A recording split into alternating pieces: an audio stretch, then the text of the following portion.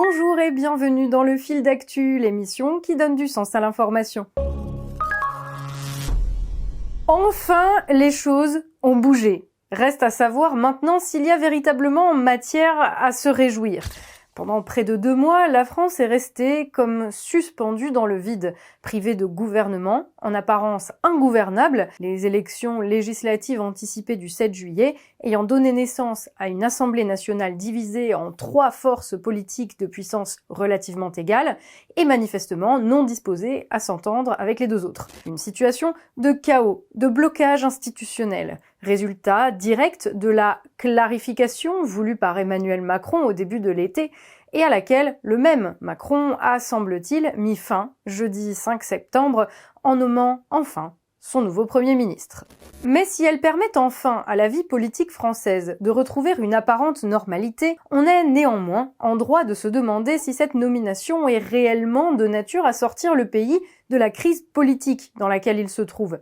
Une crise qui vient en réalité des profondeurs de la société française et dont la situation que nous avons vécue cet été n'a été qu'un épisode parmi d'autres. Alors, qui est véritablement notre nouveau Premier ministre, le méconnu Michel Barnier ?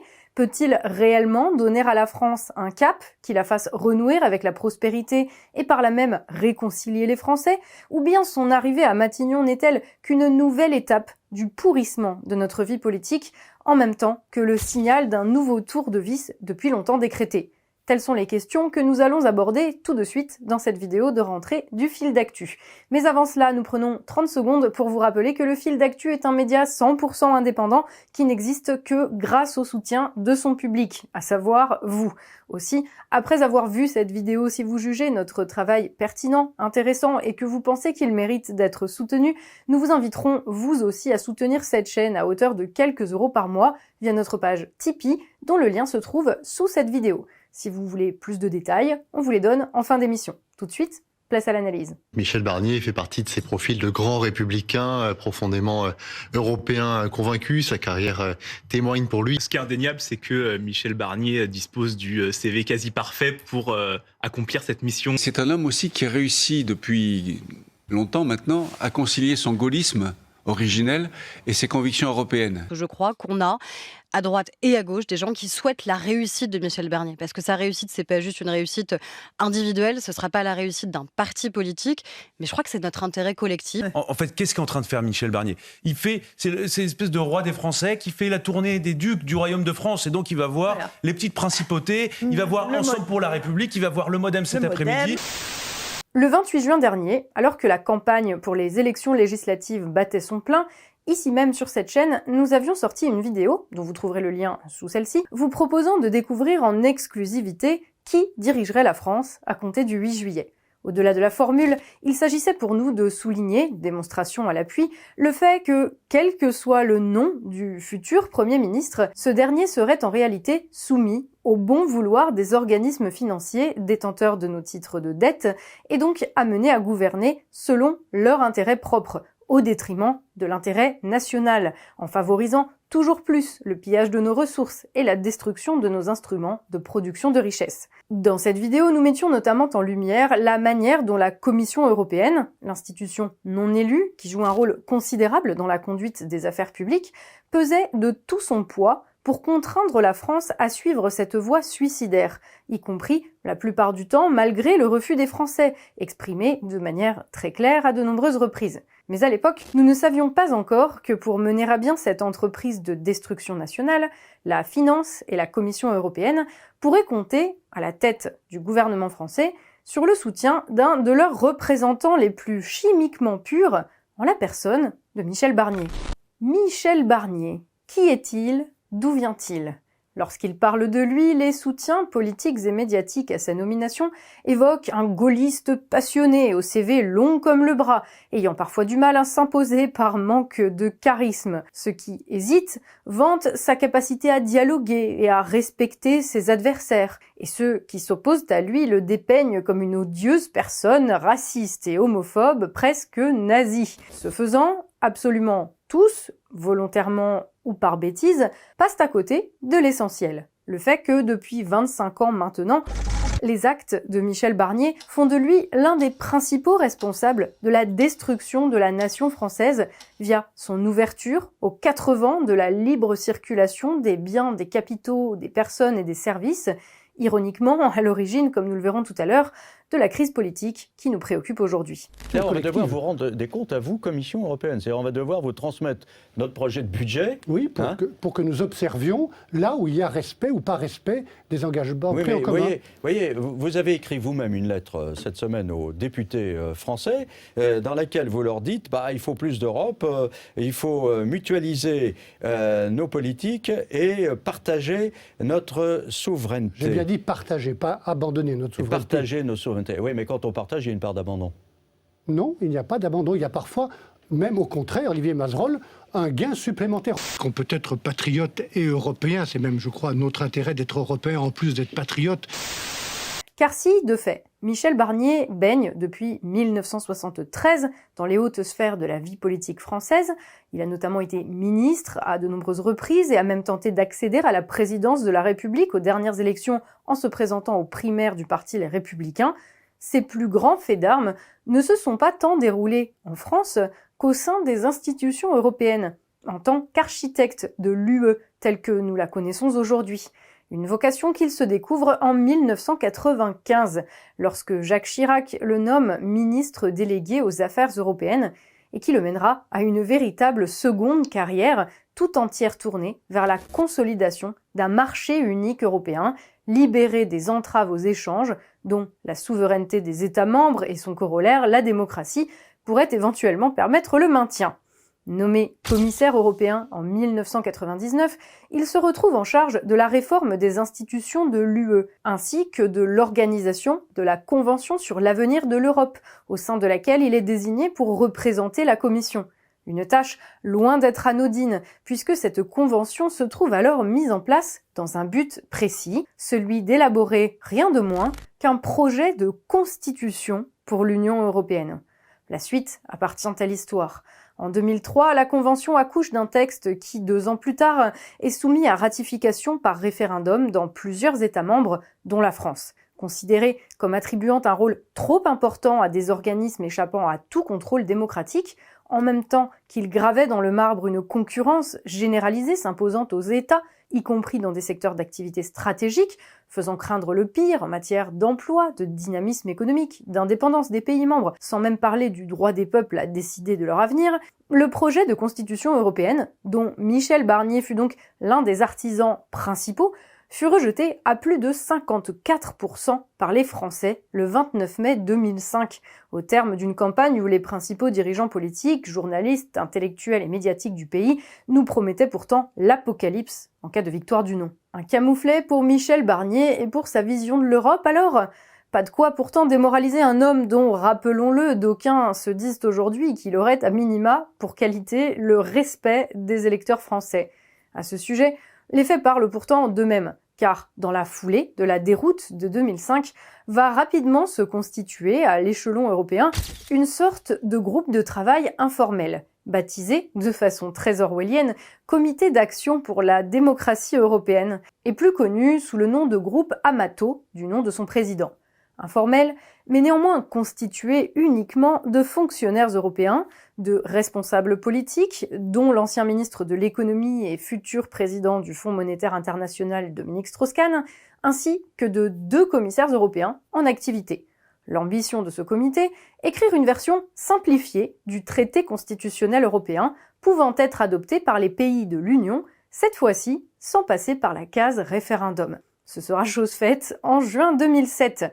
À peine 3 semaines plus tard, l'Union européenne décide officiellement de lancer un processus de révision des institutions, aboutissant en fin d'année au traité de Lisbonne. Un texte empruntant très largement au projet de constitution européenne, bientôt ratifié par le président de la République de l'époque, Nicolas Sarkozy, malgré le clair rejet exprimé par les Français en 2005. Un texte surtout calqué sur celui présenté 6 mois plus tôt par le groupe Amato. Or, mis à part Dominique Strauss-Kahn, quel Français retrouve-t-on dès le départ et jusqu'au rendu de ses travaux au sein de ce groupe ? Vous l'aurez deviné, notre bon vieux Michel Barnier. Un Michel Barnier bien occupé puisque passé en parallèle par le Conseil d'État et la vice-présidence d'un groupe pharmaceutique privé transnational, mais qui manifestement n'a pas renoncé à son projet phare d'imposer aux Français la libre circulation européenne et l'abandon de leur souveraineté à des institutions supranationales non élues. D'abord, contrairement à une légende, les commissaires européens ne sont pas des technocrates apatrides bruxellois. Moi, je suis un homme politique, mes collègues sont des hommes et des femmes politiques. Nous avons été désignés, proposés par nos gouvernements, nous avons prêté serment d'être indépendants. Oui, mais ne défendez pas les intérêts français à la Commission. J'ai prêté serment de ne pas défendre l'intérêt national, de défendre l'intérêt général européen. Il faut bien que quelqu'un le fasse, c'est nous. Une question que j'avais envie de vous poser, c'était dans quelle mesure est-ce que ça dépend uniquement de l'indépendance de la personnalité ou est-ce qu'il y a des garde-fous dans le fonctionnement de la Commission européenne qui font que le régulateur est d'un certain point de vue imperméable aux pressions de l'industrie? Il faut des lobbies à Bruxelles. Oui, le lobbying est assez bien organisé et assez transparent. Mon emploi du temps était connu, on savait qui je voyais. Je n'ai jamais vu de gens seuls, il y avait toujours des témoins, des gens qui prenaient des notes. Il y a d'abord sa propre personnalité, le sentiment qu'on a, de la conscience qu'on a, de l'honneur qui est le nôtre, de devoir respecter ce serment d'indépendance à l'égard des intérêts privés et à l'égard des intérêts nationaux. Tout cela nous éclaire donc sur qui est Michel Barnier et sur son prétendu respect des électeurs. Michel Barnier n'est ni plus ni moins que l'un des principaux architectes de l'Union européenne actuelle, tant dans son fonctionnement technocratique que dans l'idéologie qu'elle porte et les intérêts qu'elle sert. Il est à l'origine du projet de constitution européenne de 2005, et lorsque ce projet a été clairement rejeté par les Français, il n'a pas hésité à passer 2 années de sa vie à le réécrire pour mieux le leur imposer par la force. Dès lors, tous les reproches que l'on peut adresser à l'Union européenne, d'avoir précipité la délocalisation de notre industrie dans les pays de l'Est, de mettre nos agriculteurs sur la paille, de priver les États du contrôle de leurs frontières, de soumettre leur choix au bon vouloir de technocrates bruxellois n'ayant pas à cœur les intérêts de la nation, mais bien la dissolution de cette dernière dans une vaste zone de libre-échange, véritable mondialisation dans la mondialisation, tous ces reproches peuvent quasiment être adressés de manière directe à Michel Barnier. Et ce, d'autant plus que, si nous n'avons parlé jusqu'ici que de son rôle dans l'imposition du traité de Lisbonne, la contribution de Michel Barnier à l'Union européenne dans sa forme actuelle est très loin de se limiter à cela. Et pour cause, l'homme a été en 2006 conseiller spécial du président de la Commission. Élu député européen en 2009 après un passage éclair par la case ministre de l'Agriculture, il démissionne dans la foulée pour redevenir commissaire européen, chargé cette fois-ci du marché intérieur et des services, ainsi que vice-président de la Commission. Une commission dont il ambitionne de prendre la présidence, tâche qui lui sera refusée par son parti, lequel lui préfère alors le luxembourgeois Jean-Claude Juncker. Ce qui ne l'empêchera pas d'être à nouveau pressenti pour le poste en 2016, puis en 2019, avec le soutien enthousiaste de celui qui, entre-temps, était devenu président de la République française, Emmanuel Macron. Entravé dans son ascension, Michel Barnier n'en reste pas moins un rouage central de la machine européenne. À son poste, il est notamment un artisan acharné de la mise en concurrence des services à l'échelon européen, avant d'être investi en 2016 négociateur en chef du Brexit au nom de l'Union européenne. Une Union européenne qui l'aura donc servi fidèlement, y compris lorsqu'il le jugeait nécessaire, contre la France, les Français et leur volonté, et dont il assurait encore le service après-vente en mai dernier, lorsqu'en pleine campagne pour les élections européennes, il présentait le marché unique européen comme le principal bouclier des intérêts économiques de la France. Soit exactement le même récit que celui porté par Gabriel Attal, dont nous avions mis en évidence le caractère mensonger dans une vidéo publiée le 5 juin 2024 et dont vous trouverez le lien en description, l'abandon de toutes les protections commerciales nationales dans le cadre de la mise en œuvre du marché unique étant en réalité l'une des causes principales de l'effondrement de notre balance commerciale, des difficultés de nos entreprises et de la destruction de notre outil de production et de millions d'emplois, notamment dans l'industrie. Sachant tout cela, on voit malheureusement mal comment l'accession de M. Michel Barnier à la tête du gouvernement pourrait représenter de quelque manière que ce soit une chance pour la France.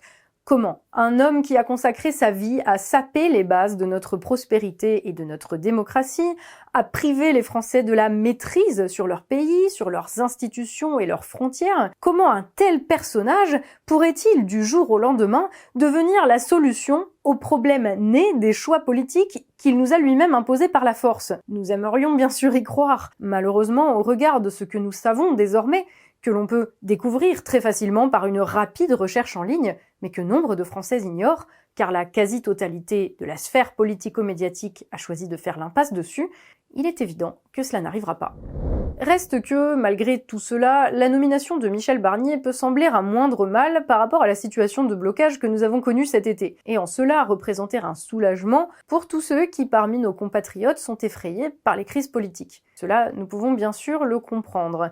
Hélas, nous pouvons, cela aussi l'affirmer d'ores et déjà, l'arrivée de Michel Barnier à Matignon ne peut en réalité rien régler du tout. Au contraire, elle ne peut, selon nous, que mener le pays à un stade supérieur de crise, et ce, à plus ou moins brève échéance. À cela, il y a bien sûr la raison que tout le monde, à moins de s'être construit une réalité parallèle dans sa tête, peut voir. Le fait que l'équilibre des forces politiques à l'Assemblée nationale condamne dès le départ un quelconque gouvernement à être assis sur un siège éjectable.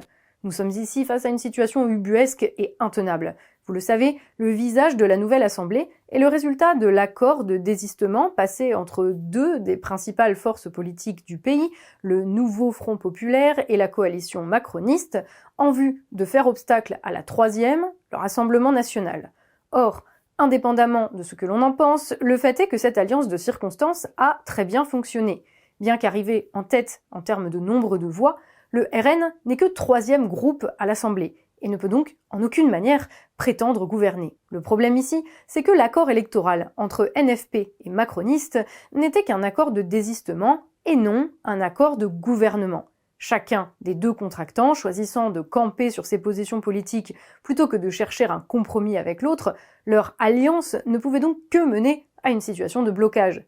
Dès lors, ironie du sort, seul le Rassemblement national, perdant des élections, se retrouvait en mesure de débloquer une situation pourtant spécifiquement créée pour le faire perdre. Ce qu'il a visiblement décidé de faire en ne censurant pas a priori un gouvernement Barnier, ce vers quoi nous semblons nous diriger à l'heure où nous tournons cette vidéo.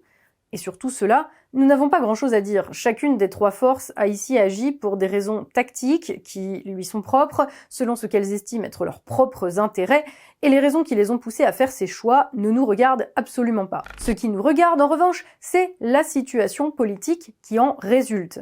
Et au regard de ce que nous venons de dire, il est évident que cette situation ne peut être que transitoire, et ce, pour la simple raison que l'objectif du Rassemblement national, la prise du pouvoir, ne peut passer par un soutien prolongé à un gouvernement établi par ses opposants. Pour cela, le futur gouvernement de Michel Barnier est donc d'ores et déjà condamné, et son arrivée à Matignon ne fait que repousser de quelques mois un inévitable retour aux urnes, au moment que cette fois-ci, le Rassemblement national et non Emmanuel Macron trouvera le plus opportun. Mais plus fondamentalement, si la nomination de Michel Barnier au poste de Premier ministre ne constitue en rien un remède à la crise politique en cours, ce que nous savons désormais de l'homme nous permet d'affirmer qu'au contraire, cette nomination ne peut que l'amplifier et l'aggraver. Pour cause, lorsqu'on parle de crise politique, il n'est pas uniquement question ici de péripéties comme celles qui ont eu lieu ces 3 derniers mois, mais bien de la crise profonde qui secoue notre pays depuis maintenant plusieurs années, dont les événements récents ne représentent qu'un moment particulier et qui trouve sa source dans les dysfonctionnements structurels de notre ordre social, dans les contradictions qui le mettent aujourd'hui à mal, enfantant ainsi une situation historique absolument inédite. Et nous n'allons pas ici, aujourd'hui, revenir de manière détaillée sur les causes profondes de cette crise, tout simplement parce qu'au cours de ces 2 dernières années, nous avons très largement étudié le sujet, mettant cette crise systémique au cœur de toutes nos analyses, et que nous ne pouvons refaire encore et toujours la même vidéo. Mais pour résumer, disons qu'avant d'être malade de son paysage politique, la France est surtout malade de son organisation sociale, et que cette maladie se répercute sur tous les aspects de nos vies, qu'ils soient individuels ou collectifs. Depuis 50 ans maintenant, la France voit s'assécher ses capacités à produire de la richesse. La cause en est simple, à la faveur de la levée de toutes les entraves aux échanges internationaux, Toutes ces unités de production, les usines, champs, ateliers, unités de recherche et développement, ont été progressivement délocalisées à l'autre bout du monde ou de l'Europe ou soumises à la concurrence d'unités de production, elles-mêmes délocalisées, le tout pour satisfaire les intérêts à court terme de leurs nouveaux maîtres, les détenteurs de leurs titres de propriété et les sociétés chargées de la valorisation de ces titres, banques, compagnies d'assurance et fonds d'investissement. Un processus de financiarisation et de mondialisation de l'économie, à l'origine, à compter des années 1970, de la désindustrialisation et du chômage de masse qui frappèrent nos pays occidentaux. Dans la foulée, afin de remédier à cela, l'État se mit à embaucher d'une part massivement, développant le secteur des services non marchands pour absorber les emplois détruits dans les secteurs productifs, et d'autre part à engager diverses politiques de redistribution en réponse aux situations de pauvreté générées par le nouveau modèle. Parallèlement à cela, l'importance prise par le secteur financier permit à toute la petite classe assurant son bon fonctionnement et vivant de son essor, exerçant pour cela des métiers d'encadrement ou de conseil, principalement concentrés dans les grandes villes, de croître et de prospérer, se nourrissant littéralement de la destruction de nos forces productives. Le développement de cette classe alla de pair avec celui du secteur des services à la personne, les gagnants du système ayant besoin d'avoir toujours à portée de main des personnes exerçant diverses tâches domestiques. Des tâches par nature non délocalisables que l'on fit bientôt exécuter pour réduire leurs coûts au minimum par une main-d'œuvre importée, docile, que l'on entassa dans des banlieues initialement construites pour loger des ouvriers, désormais devenus inutiles car remplacés par leurs homologues chinois, et donc relégables dans les campagnes en déclin. Et initialement, ce modèle a rencontré un certain succès, une majorité trouvant des raisons de s'en satisfaire. La délocalisation de la production dans des pays à bas coût garantissait en effet des prix de marché faibles pour les biens de consommation et d'équipement courant. La redistribution compensait les conséquences du chômage. L'État, encore assis sur le pactole des 30 Glorieuses, offrait aux enfants d'ouvriers des perspectives d'ascension sociale, et avec la possibilité d'échapper à l'usine en intégrant ses services. Et quant aux quelques perdants de la mondialisation, eh bien, il suffisait de cacher leur existence en les gommant des représentations médiatiques et culturelles. Mais rapidement, les contradictions internes au modèle mondialisé et financiarisé s'exacerbèrent, jusqu'à rendre ce modèle intenable pour le plus grand nombre. La destruction de l'emploi et de l'appareil productif sous l'effet de la concurrence internationale finit par avoir un impact sur l'ensemble des secteurs d'activité. La richesse nationale commença à se contracter, n'alimentant plus que la croissance des pays dont nous étions devenus entièrement dépendants et dont les politiques économiques de plus en plus conquérantes envers l'Occident au fur et à mesure qu'il gagnait en puissance provoquaient chez nous chaque jour un peu plus de faillites, de pénuries et de récession. Conséquence de ce marasme, l'État vit ses recettes se tarir. Et pour maintenir les mécanismes de redistribution et d'emploi public sans lesquels le modèle mondialisé et financiarisé aurait démontré depuis longtemps son caractère insoutenable, il se mit à s'endetter massivement et à faire peser tout le poids de son fonctionnement sur une population travailleuse déjà prise à la gorge. Désormais, elle aussi, grande perdante de la mondialisation. Pour autant, tous les efforts de l'État destinés à financer son fonctionnement ne suffirent bientôt plus à entretenir tous ceux qui, jusque-là gagnants du modèle, étaient passés en 2 générations de la classe ouvrière à la classe dite moyenne. Bientôt, l'État cessa de les chouchouter comme il l'avait fait jusqu'alors.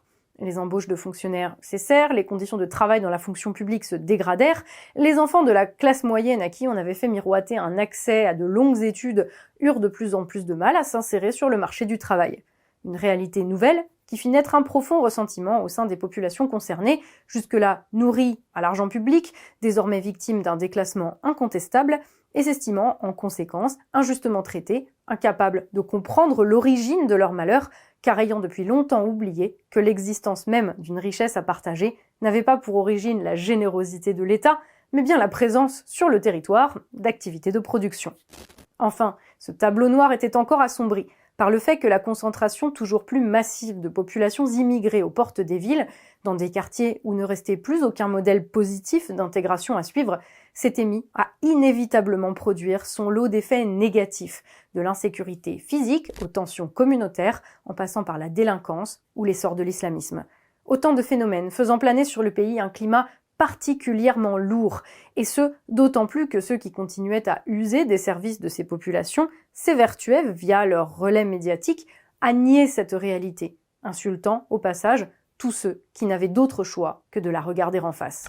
Et du tableau de la société française qui ressort de tout cela, nous distinguons parfaitement une tripartition de la société sur la base d'intérêts matériels divergents, qui déterminent largement les comportements électoraux de chacun et partant de là, éclairent sur la situation politique particulière qui est la nôtre. D'un côté, nous avons ceux qui restent les gagnants du modèle, ceux dont les privilèges découlent directement du règne de la finance, et qui ont intérêt à ce que ce règne dure le plus longtemps possible, même si l'organisation sociale qui en découle prend l'eau de toutes parts. Pour cela, cette catégorie, de plus en plus restreinte, ne peut se contenter d'un statu quo. Elle a besoin d'un pouvoir politique qui lui donne toujours plus la possibilité de détourner les ressources à son profit et de vider la nation de ses richesses. Avec, comme limite à cela, le fait qu'au fur et à mesure qu'une telle politique se déploie, eh bien, elle génère un rejet toujours plus massif et un effritement de cette minorité qui demeure pour l'instant au sommet de l'ordre social et que sert, évidemment, la Macronie. À côté de cette classe désormais parasitaire se trouvent ceux à qui, jusqu'à récemment, le système accordait, sans pour autant leur faire intégrer l'élite financière, un certain standard de vie garanti par l'argent public. Pour eux, désormais, les choses redeviennent difficiles. L'ascenseur social, qui avait permis à leurs parents d'échapper à l'usine, s'est transformé en machine à déclasser, les condamnant à des jobs précaires et à des conditions de travail de plus en plus dégradées, malgré leur niveau d'études. Mais aveugles aux mécanismes économiques à l'origine de leur situation, cette catégorie sociale n'aspire qu'à retrouver la situation qui était la sienne il y a une vingtaine d'années, quand les contradictions du modèle n'étaient pas encore trop criantes et que l'État pouvait encore leur verser des sous. Que l'État leur verse plus de sous, telle est d'ailleurs leur principale revendication systématiquement. Il suffit pour s'en rendre compte d'écouter les leaders politiques vers lesquels ils se tournent, ceux évidemment du nouveau Front populaire. Malheureusement pour ces gens, tout le monde, hormis eux, se rend désormais compte que les temps ont changé et que l'époque de l'État redistributeur est bel et bien révolue. Pour que l'État puisse à nouveau bien les traiter, car de fait, nombre d'entre eux sont utiles à la collectivité, encore faudrait-il que le pays se remette à créer de la richesse. Mais reconnaître cela serait reconnaître, pour les membres de cette catégorie sociale que d'aucuns continuent à qualifier de classe moyenne, que leurs métiers ne sont pas les plus essentiels. Et pour nombre d'entre eux, accepter de retourner vers les métiers de production auxquels ils se sont convaincus toute leur vie qu'ils avaient échappé parce qu'ils valaient mieux que cela.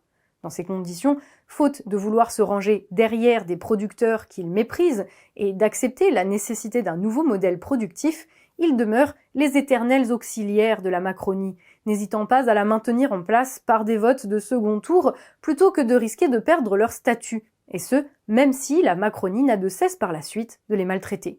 Qu'importe, ils se persuaderont que tout cela est la faute des autres et iront alors manifester bruyamment contre les politiques qu'ils auront portés au pouvoir avant de recommencer encore et encore et encore, mais en étant à chaque échéance un peu moins nombreux à répéter ce jeu absurde. Enfin, face à tout cela, nous avons les autres, les grands perdants du modèle depuis plusieurs décennies. Ouvriers, artisans, agriculteurs, petits patrons, tous ceux qui produisent ou produisaient de la richesse pris entre l'enclume de la libre circulation des biens, des capitaux, des personnes et des services, et le marteau des prélèvements obligatoires. Ceux-là ont aujourd'hui un intérêt immédiat qui pourrait se résumer ainsi: qu'on leur foute la paix, qu'on les laisse bosser, et qu'on les protège des assauts de l'extérieur. Une demande qui semble légitime, mais qui ne peut aujourd'hui aboutir. L'intérêt des gagnants de la mondialisation impliquant que les producteurs soient toujours soumis à une pression plus forte. Une pression que les producteurs espèrent faire se relâcher en votant massivement depuis quelques années maintenant pour le Rassemblement national, dont ils constituent désormais le cœur de l'électorat. Au regard de tout cela, on voit donc en quoi l'arrivée de Michel Barnier, clair soutien de la finance, ayant très largement contribué à asseoir son règne, et n'ayant d'autre aspiration que de le prolonger en pressurisant encore un peu plus les forces productives de ce pays, ne peut qu'aggraver la crise politique actuelle, en aggravant la crise socio-économique où cette crise politique trouve sa racine. Structurellement, les arbitrages politiques que réalisera M. Barnier à Matignon, dans la continuité de ce qui a été mené ces dernières décennies, notamment sous la pression du même Michel Barnier, ne peuvent que renforcer la détermination et l'assise des catégories sociales dont tout a été fait pour les éloigner du pouvoir. En résumé, plus les politiques écrasent les producteurs, plus les producteurs gagnent en puissance en tant que groupe. Une dynamique qui semble devoir, et c'est à l'heure actuelle l'hypothèse la plus probable, déboucher à brève échéance sur une victoire électorale du Rassemblement national. Une victoire qu'hélas, là encore, il est difficile d'imaginer comme une conclusion à la crise. Car si le RN est sans nul doute le seul parti répondant aux inquiétudes de la France qui produit, sans quoi il ne ferait pas ses scores actuels auprès de cette France, rien dans son programme, dans ses discours, dans ses choix tactiques récents, à commencer par celui de laisser le bénéfice du doute à un individu comme Michel Barnier, ne semble indiquer qu'il serait à même d'apporter des solutions concrètes, réelles, tangibles aux problèmes de cette France. Pour sortir du marasme actuel, pour régler la crise sociale, économique, sociétale, civilisationnelle et par là même politique et institutionnelle qui la touche, la France a besoin de construire, sur les ruines de celui-ci, un ordre social nouveau, qui redonne toute sa place à une production destinée à répondre à ses besoins, et qui donc redonne toute sa place à ses producteurs. Un projet cohérent, se déclinant en un ensemble de propositions politiques sans lequel les Français auront beau être une immense majorité à rejeter l'organisation sociale pourrissante de la finance, cette organisation continuera jour après jour de nous entraîner dans sa chute, faute de mieux.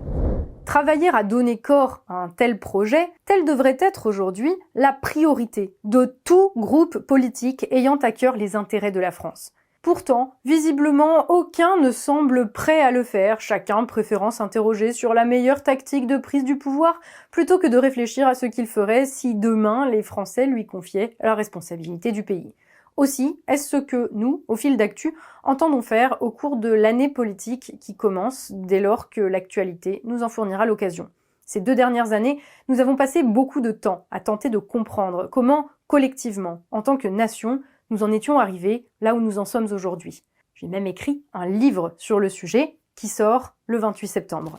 Un travail fastidieux qui nous a beaucoup enseigné, sur lequel nous devons maintenant nous appuyer pour entrer dans une nouvelle phase de réflexion. Connaissant désormais les causes de la crise systémique à laquelle la France fait face, il est temps maintenant de tenter de la résoudre. Que faire concrètement pour remettre la France sur pied? Telle est la question qui nous animera dans les prochains mois. En attendant, le fil d'actu, c'est tout pour aujourd'hui. Merci de nous avoir suivis. Nous sommes très heureux de vous retrouver pour une nouvelle année qui s'annonce d'ores et déjà extraordinairement riche en rebondissements et que nous serons ravis de décortiquer pour vous afin de donner du sens à l'information et d'enrichir vos propres réflexions. Mais également, comme nous venons de le dire, afin d'essayer de trouver ensemble des pistes pour sortir la France de l'ornière. Si ce projet vous convient, si notre travail en tant que média d'analyse vous intéresse, si la vidéo que vous venez de regarder vous a semblé stimulante, nous vous rappelons que vous pouvez soutenir notre chaîne via notre page Tipeee, dont le lien se trouve en description sous cette vidéo. Notre média est 100% indépendant, c'est-à-dire que nous ne touchons évidemment aucune subvention publique, nous n'avons aucun riche mécène derrière nous, aucun groupe politique, et nous ne faisons aucune publicité pour des marques. Pour nous, c'est la condition d'une liberté de réflexion et de parole la plus large possible. Alors, de quoi vivons-nous? Comment finançons-nous cette chaîne depuis maintenant 9 ans? Tout ce que nous avons, nous le devons à nos tipeurs réguliers ou occasionnels, tous ceux qui, parmi notre public, ont un jour décidé d'apporter une pierre à l'édifice à hauteur de leurs moyens. Sans vous, les tipeurs, le fil d'actu n'existerait plus depuis longtemps. Sans vous, cet espace de réflexion unique, d'analyse que, sans nous vanter, vous ne trouverez nulle part ailleurs, aurait disparu depuis belle lurette pour la plus grande satisfaction de quelques-uns. Alors, on ne pouvait commencer cette saison sans vous adresser à nouveau un énorme merci. Merci de permettre cela envers et contre tout.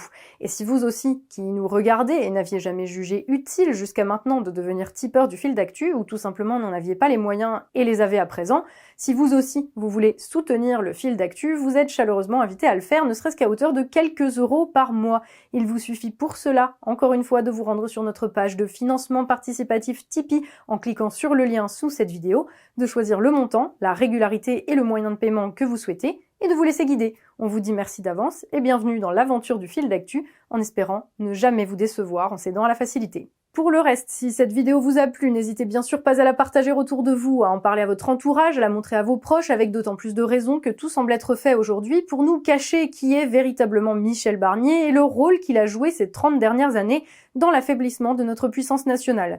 N'hésitez pas non plus à nous laisser un pouce vers le haut, ça fait toujours plaisir et ça améliore la visibilité sur YouTube, donc ce n'est pas simplement un geste symbolique. Si vous voulez débattre en commentaire, faites-le comme vous savez le faire, de manière intelligente et respectueuse, dans un souci de compréhension et non de confrontation.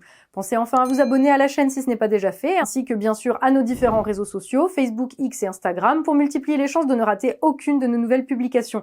Merci, je vous dis à très vite pour un nouveau fil d'actu, l'émission qui donne du sens à l'information.